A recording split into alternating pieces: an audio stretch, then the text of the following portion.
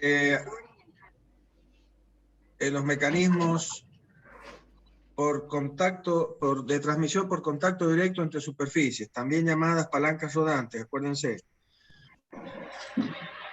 Posibles preguntas, les recuerdo rápidamente, posibles preguntas en la pantalla. ¿Qué condición deben cumplirse para que dos cuerpos no se separen?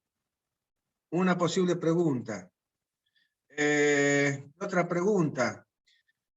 La ecuación de, ¿qué dice la ecuación de la relación de transmisión? ¿Cómo se lee la ecuación? Ahí la tienen.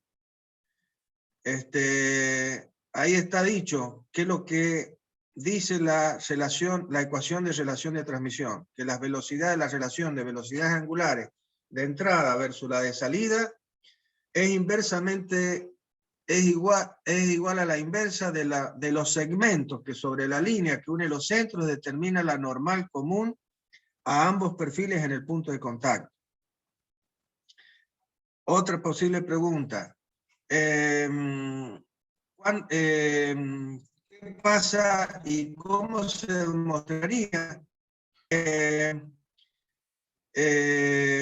la existencia de la rodadura pura? O sea, ¿qué se debe cumplir para que exista rodadura pura entre dos cuerpos en contacto directo? Otra posible pregunta. Ahí tienen en la pantalla la respuesta de cómo deberían demostrarlo a eso y decirlo también. No solamente hacer el dibujo. Yo ayer se los expliqué, escuchen la clase de ayer. ¿Cuántos tipos de palancas rodantes existen? Son 4. ¿Y en qué condiciones transmiten? Las condiciones están dichas ahí. Relación de transmisión constante y rodadura pura para el caso de ruedas de fricción. Para el caso de engranaje, relación de transmisión constante, pero rodadura con deslizamiento. Por esa situación que está dicho ahí.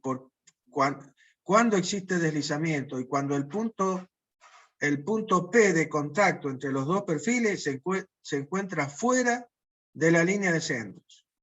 Cuando está sobre la línea que une los centros, hay rodadura pura. Y el punto M, si el punto M permanece fijo sobre la línea que une los centros, la relación de transmisión es constante. Y si no, será variable. Entonces, cada uno de los tipos de palancas rodantes va a transmitir bajo una condición particular, que está escrita ahí en la pantalla. Bueno. Repasado rápidamente lo que empezamos a ver ayer, vamos a comenzar a ver los distintos tipos de palancas rodantes. Y vamos a ver los más... vamos a saltear el caso de las palancas propiamente dichas. Las palancas propiamente dichas son aquellas palancas o mecanismos que está conformado por un par de eslabones que van a cumplir con la condición de que van a transmitir con relación de transmisión variable, pero lo van a hacer con rodadura pura. O sea que el punto de contacto entre los dos cuerpos está siempre sobre la línea que une los centros. No la vamos a ver porque si bien está en los apuntes, no lo vamos a ver a ese, porque debe ser una de los sistemas mecánicos que no se utilizan demasiado. Me interesa más que vean el caso de las ruedas de fricción, el caso de los engranajes y el caso de las levas, que no lo vamos a poder ver, pero van a estar los apuntes en la plataforma, en YouTube, en el canal de Mecánica Racional. Van a tener los apuntes para estudiar y todas las consultas que ustedes necesiten.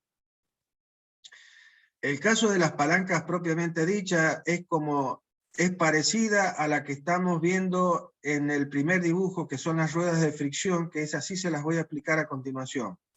Pero en vez de hacer dos circunferencias, por ejemplo, las palancas rodantes, propiamente dichas, serían dos elipses. ¿Se acuerdan de las elipses? ¿Sí? Son como óvalos, básicamente. Por lo tanto, el punto de contacto entre las dos elipses va a ser como en el caso de las ruedas que estamos viendo ahí en la pantalla, la rueda celeste y la rueda roja. Si ustedes ven eso, van a ver que en el caso de las ruedas de fricción, el radio siempre es el mismo, porque son circunferencias.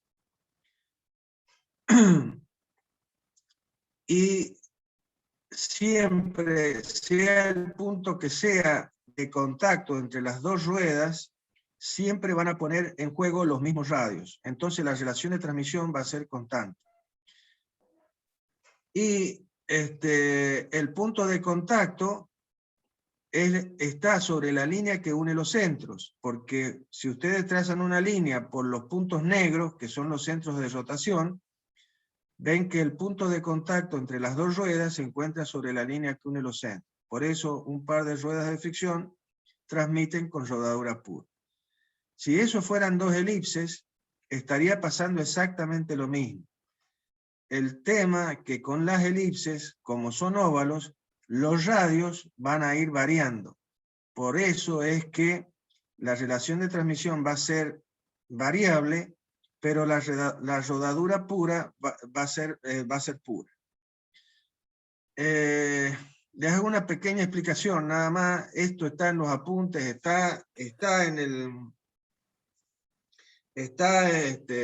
el apunte que está en el sistema, pero me interesa más hablar de ruedas de fricción.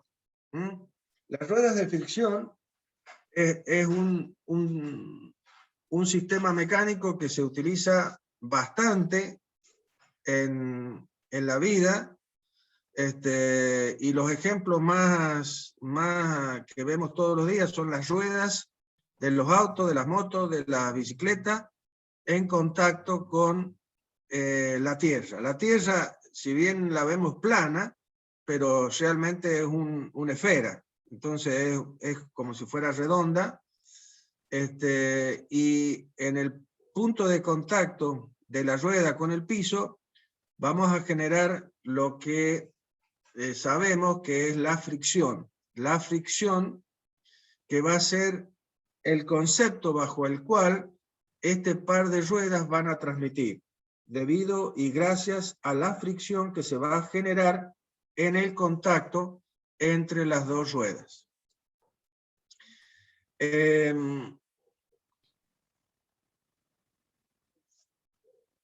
Este sistema lo vimos cuando vimos el capítulo 2, y era una de las paradojas de la ecuación de Kurzbach. Era una de las paradojas de la ecuación de Kurzbach, porque si ustedes le aplican la ecuación de Kurzbach de los grados de libertad a este sistema de dos ruedas con un bastidor, van a ver que la ecuación de Kurzbach les va a dar 0, es decir, que les va a dar que esto no es un mecanismo, sino una estructura.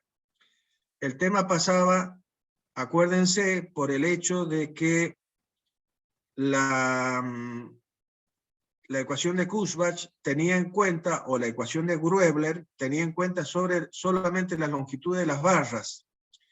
En este caso, las longitudes de los radios de esas ruedas o eslabones. La cantidad de eslabones, pero no la forma ni las longitudes de los eslabones.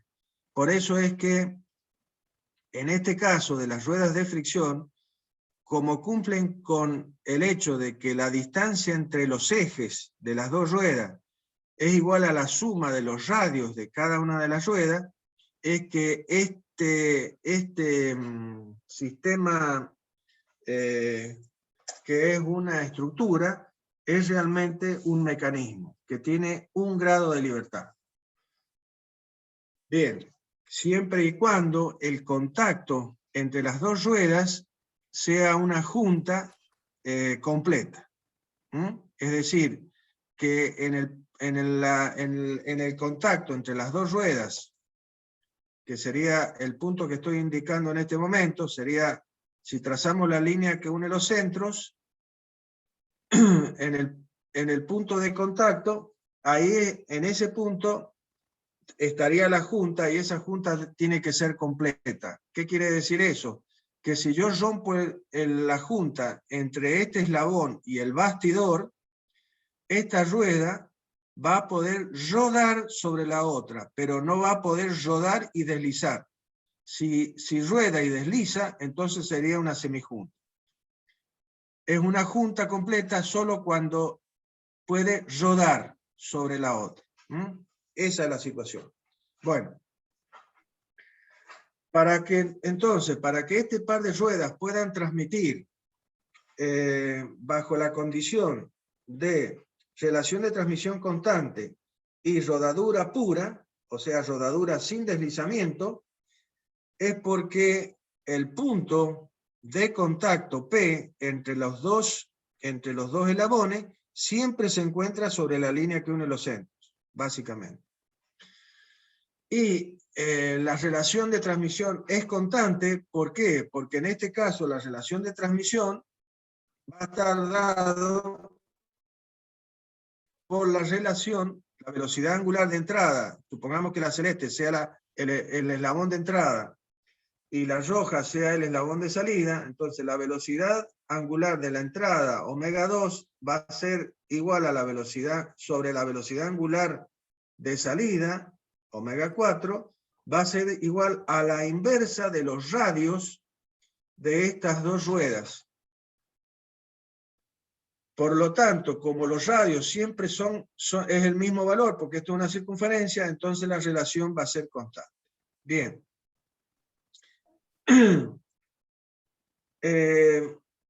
Podemos tener dos casos en este caso. Podemos tener ruedas de fricción exteriores, como es el ejemplo que estamos viendo en el esquema de la derecha, el izquierdo en la derecha, que serían dos ruedas montadas sobre sus ejes y con contacto exterior, que sería el caso que estamos mostrando con la rueda celeste y la roja. Y el otro caso es cuando las ruedas son interiores, o sea que una de las ruedas está en el interior de la otra rueda. ¿Qué diferencia va a haber entre un caso y el otro? Básicamente, ¿cuál es la razón de usar uno u otro? Primeramente, que el sistema con ruedas interiores es más compacto, es más pequeño. Yo puedo lograr la misma relación de transmisión, pero con un sistema mecánico de menor tamaño que el caso de ruedas exteriores. Ese es uno. Y la segunda es el hecho que si las ruedas son exteriores, si ven acá el GIF y ven cómo está rotando, vean que las ruedas exteriores cambian el sentido de rotación de la rueda de entrada en relación con la rueda de salida. O sea, la rueda de salida gira en sentido contrario al que gira la rueda de entrada. En cambio, si el sistema está conformado por ruedas interiores, la rueda conducida, ¿sí?, por donde sale el movimiento, tiene el mismo sentido de rotación que la rueda conductora, básicamente. Esas serían las diferencias distintivas entre un sistema de ruedas exteriores y un sistema de ruedas interiores. Bien. Entonces, la transmisión la vamos a hacer bajo el concepto de fricción, es decir, vamos a generar una fuerza de fricción en el contacto entre las dos ruedas, a través de un esfuerzo, ¿sí? Vamos a tratar de apretar una rueda con respecto a la otra para generar en el punto de contacto una fuerza de fricción entre las dos ruedas. Bien, entonces eso lo podemos ver ahí. Lo normal es que la transmisión la hagamos entre dos ejes que sean paralelos. Ahí si yo doy la tercera dimensión a este dibujo, que es un dibujo planar, si le doy la tercera dimensión, los puntos, los centros de rotación, se van a transformar en líneas.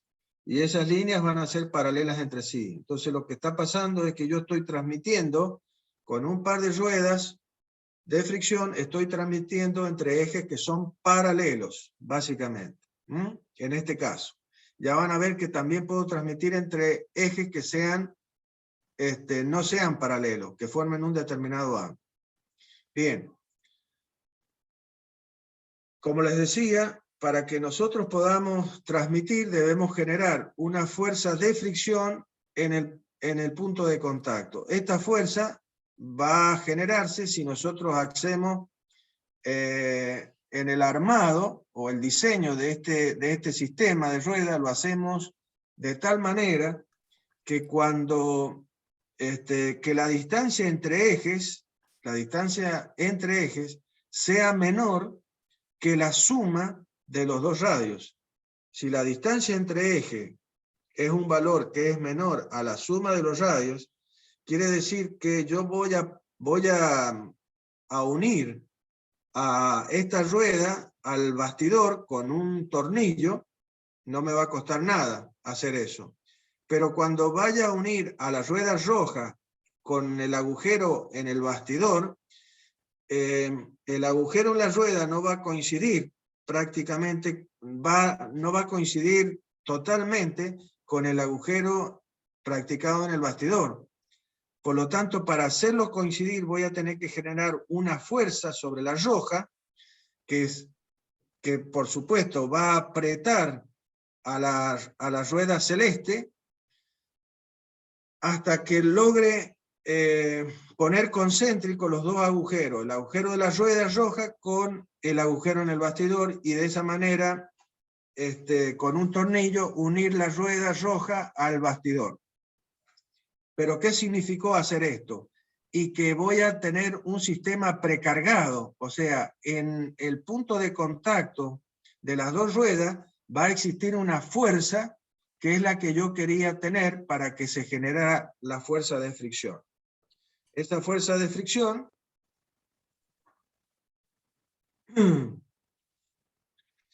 va a valer, esa fuerza de fricción que va a valer mu, que es el coeficiente de fricción, por n, que viene a representar esa fuerza indicada con esa flecha negra. N, digamos que es la reacción de vínculo entre esas dos ruedas.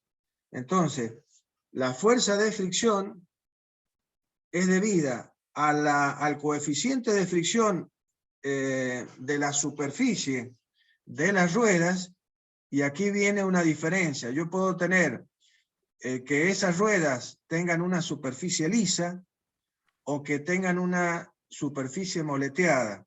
Moleteada significa que yo le aumento, le hago como un rayado arriba para que de esa manera aumente la rugosidad superficial, y con esto voy a aumentar la fricción, el coeficiente de fricción entre las dos ruedas.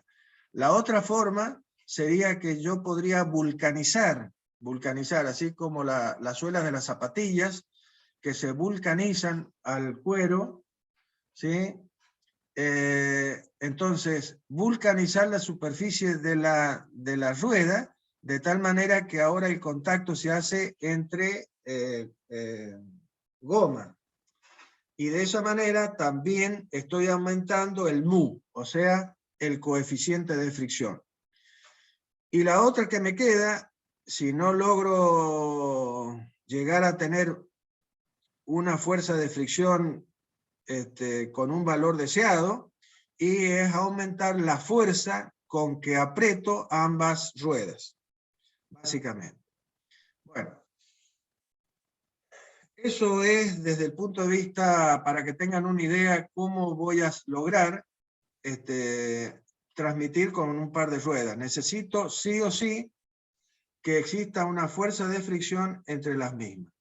Esa fuerza de fricción se va a transformar en una cupla de fricción. Y esa cupla de fricción, o sea, la cupla que va a ser esta fuerza de fricción que va a estar actuando en el punto de contacto entre las dos ruedas, por el radio de la rueda, me va a dar la cupla de fricción, ¿sí? Y esa cupla de fricción, en todo momento, tiene que ser mayor que la cupla resistiva. Es decir, con esta rueda, el eje debe estar conectado a una determinada carga. Esa carga va a generar sobre el eje de esta rueda una cupla resistiva. Si esa cupla resistiva es mayor que la cupla de fricción, ¿qué va a pasar? Que la rueda roja va a tender a frenarse y en ese caso va a patinar la rueda roja con la rueda celeste. Y si eso sucede, va a generar un aumento de temperatura en el punto de contacto, porque la junta va a dejar de ser completa para ser una semijunta. Y vamos a tener fricción debido al deslizamiento. Y eso va a generar calor y eso va a llevar a la destrucción de este sistema. Por lo tanto, ¿qué quiero decir con esto? Que con este sistema de ruedas de fricción, nosotros podemos llegar a transmitir cupla, potencia, hasta cierto límite. Llegado ese límite, vamos a ver que lo vamos a poder hacer con otro sistema que se llaman engranajes. Bueno, ¿qué debemos saber de las ruedas de fricción? Básicamente ahí tienen los ejemplos que yo les estaba diciendo. El primer caso, que es una circunferencia en un plano, en una superficie plana, sería el caso de cualquier rueda de auto, de moto o lo que sea, con respecto al piso, que consideramos una superficie plana, pero como yo les digo, el diámetro, si bien es muy grande, el diámetro de la Tierra, y nos hace ver como que todo es plano, pero realmente es curvo. En el medio tenemos el caso de un par de ruedas de fricción de contacto exterior. Aquí podemos ver que lo que yo les decía antes, que el sentido de rotación de la rueda de entrada, por ejemplo, si la consideramos la marrón, va a ser inverso al de la rueda conducida. O sea, la rueda conducida va a girar en sentido contrario al que gira la rueda de entrada, que es la rueda 3. En cambio, en el de la derecha tenemos el caso de ruedas interiores. Entonces, la rueda externa, o sea, la de salida, supongamos que es la de salida, va a girar en el mismo sentido que gira la rueda de entrada 3, o marrón. Bien. ¿Qué otra particularidad tenemos acá?